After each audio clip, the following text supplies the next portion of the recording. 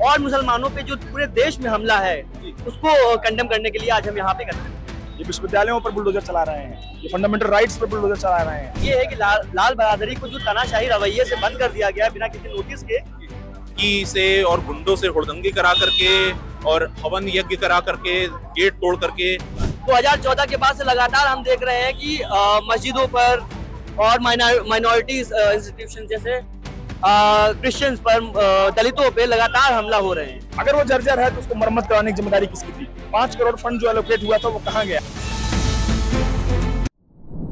तहजीबों के शहर लखनऊ में एक बार फिर से सड़कों पर छात्रों का बवाल देखने को मिल रहा है। आपको बता दें कि बारादरी जो मस्जिद 200 साल पहले की तामीर है, इसी मस्जिद को लेकर आज सड़कों पर छात्रों का जो जमावड़ा है वो देखने को मिला है। कुछ लोग मेरे साथ यहाँ पर हैं, बातचीत कर लेते हैं। सड़कों पर तमाम छात्र यहाँ पर मौजूद हैं और इस मुद्दे को लेकर इमरान प्रतापगढ़ी से भी छात्रों ने मुलाकात की। तो क्या आगे का प्रोपेगेंडा है, क्या मांगे हैं और कहाँ तक छात्रों की ये दल पहुंचेगा? जब तक प्रशासन छात्रों की मांगे सुनने को राजी नहीं होता है, क्योंकि अभी तो प्रशासन हट पे लगा हुआ है कि हमने बोल दिया है, हम आपकी अब आपका बोलना मायने नहीं रखता है। तो जब तक ये रवैया नहीं बदलता है और प्रशासन इसको कहाँ लेकर के जाता है, उनका रवैया क्या रहता है, उस पर निर्धारित होता है कि ये जो आंदोलन है ये कहाँ तक जाएगा। प्रशासन आज सुन ले, आज ही खत्म हो जाएगा। बस यही इसका प्रारूप है। हम अपनी आवाज उठाते रहेंगे, हम बोलते रहेंगे जब तक बात सुनी नहीं जाती है।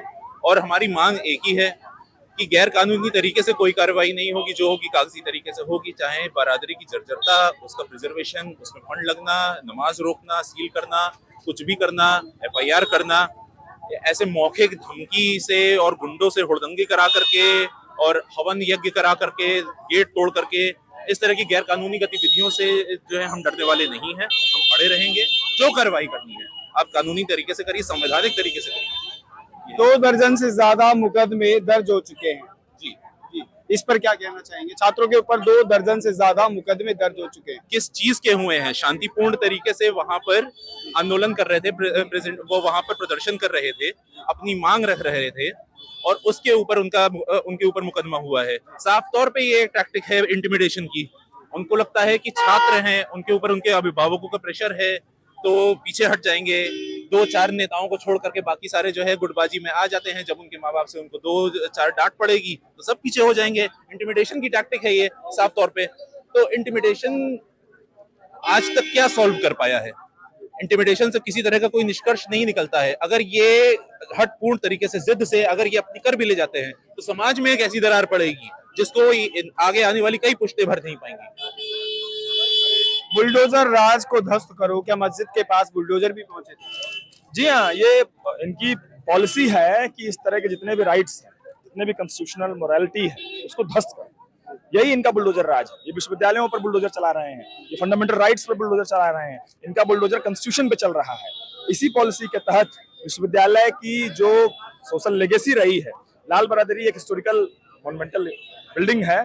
उस बिल्डिंग में इस तरह की मुस्लिम कम्युनिटी के स्टूडेंट्स जो हैं वो उस बिल्डिंग में मुस्लिम कम्युनिटी के स्टूडेंट प्रेयर करते रहे हैं।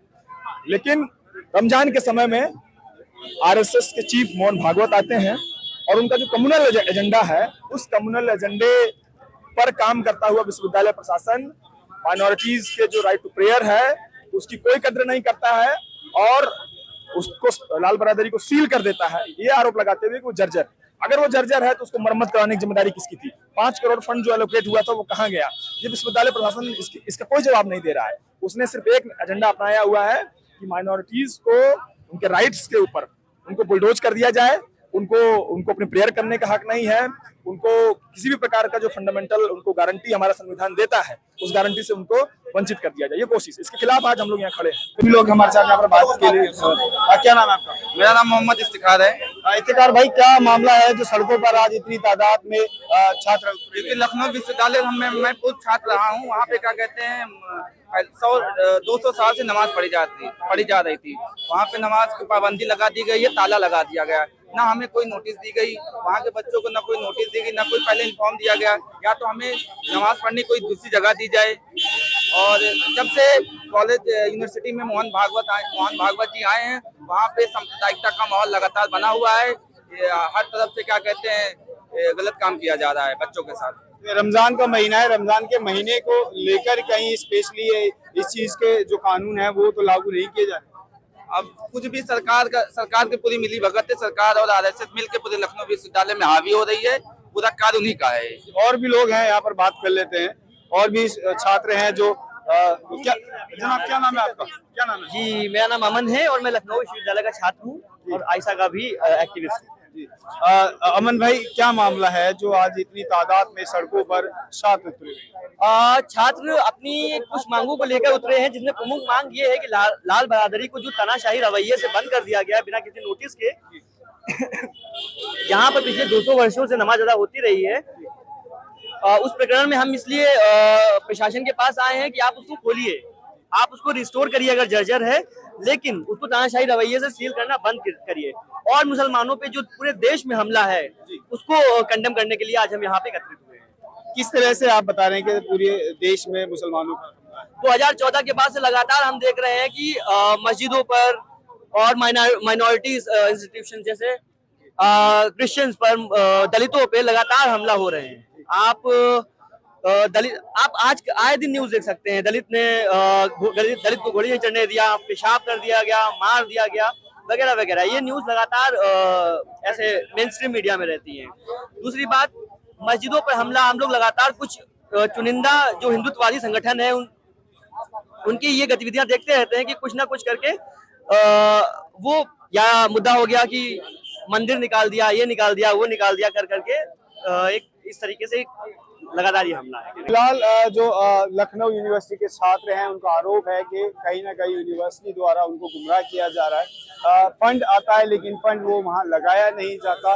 मोहन भागवत के ऊपर बड़े आरोप हैं कि उनके आने से मस्जिद को बंद किया गया। अब देखने वाली बात यह है कि इन छात्रों का प्रदर्शन कहाँ तक जाता है, जो छात्रों को जो मांगे हैं वो कहाँ तक सरकार पूरी कर पाती है।